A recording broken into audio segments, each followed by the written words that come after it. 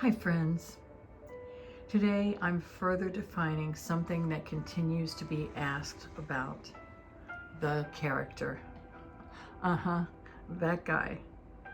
A lot of confusion comes from this one misunderstanding. Many think the character is something they need to get rid of or fix. I know I used to think that too, but that's not it. The character is simply the role you've been playing for a very long time. So long, in fact, that you forgot it was a role. Now, think about an actor in a movie. When someone plays a role for a short time, it's easy to step out of it.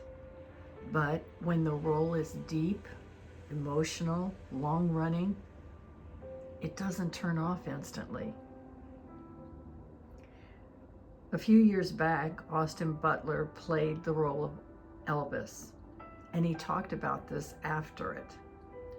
It was during COVID, and Austin said he spent so long rehearsing, preparing, and living as Elvis that when filming ended, it was hard to stop being him. Now think about that. Austin spent about 3 years with that project because he embodied the role. But I ask you, how long have you embodied the character role you've been playing? The same thing happened with Heath Ledger, but with a very tragic ending. He didn't lose himself because anything was wrong. Rather, he went so fully into a dark role that it was hard to step out of it afterward. Now, here's the key distinction. They both knew they were playing a role. But you and I, we haven't known that until fairly recently. From the time you were a child, you were told, and so you learned and believed, this is who I am. This is how I react. This is what I worry about. This is what happened to me. This is what I want, but don't have. That became the character, the role you're playing. And all those beliefs became the costume, which actually became the uniform. You wore it all the time.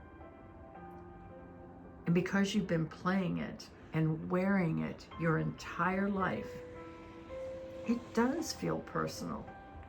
It does feel real. It feels like you. So when people hear don't engage with the character, they think that means denial or suppression. It doesn't. It means recognition. The character is a pattern of thoughts, reactions, habits, and emotional reflexes. That's it. That's what you want to recognize. It's not evil or wrong. It's simply familiar. And disidentifying doesn't happen overnight. How could it? It happens moment by moment. And here's what that actually looks like in real life.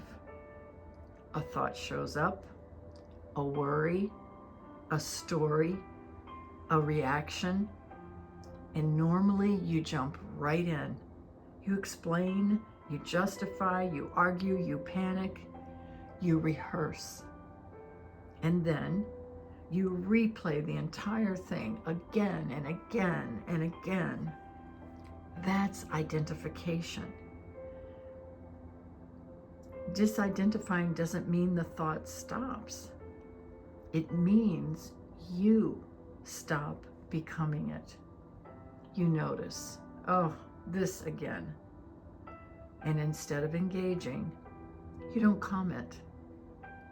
Not because you're spiritual or being positive, but because you're beginning to recognize, oh, this is just a role speaking. The character survives on attention. It stays alive through dialogue. So when you stop talking to it, it doesn't die dramatically. It fades. And here's the part so often missed. You don't step out of the character by force. That's resistance. You step out by no longer feeding it. And that's why this takes time. You're not changing who you've been.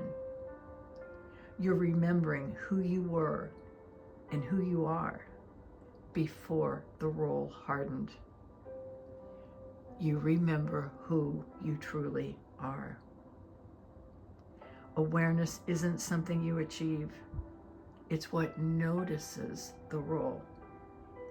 And the more often you notice, without engaging, fixing, or reacting, the less convincing the character becomes. It may still show up, but it no longer runs the show. That's the shift. That's the process. And it's far more gentle than people think. This remembering can feel subtle at first, and so it's easy to misunderstand. Misunderstanding, though, keeps the loop going longer than necessary. So if you find yourself spinning in this, please don't sit in it. Repetition is the first law of learning. But when it's more confusion you're learning and deepening, that's not happening in your favor.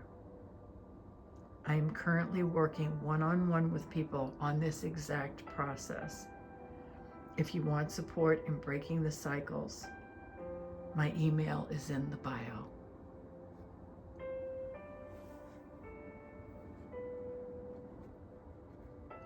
Stay well, dear friends.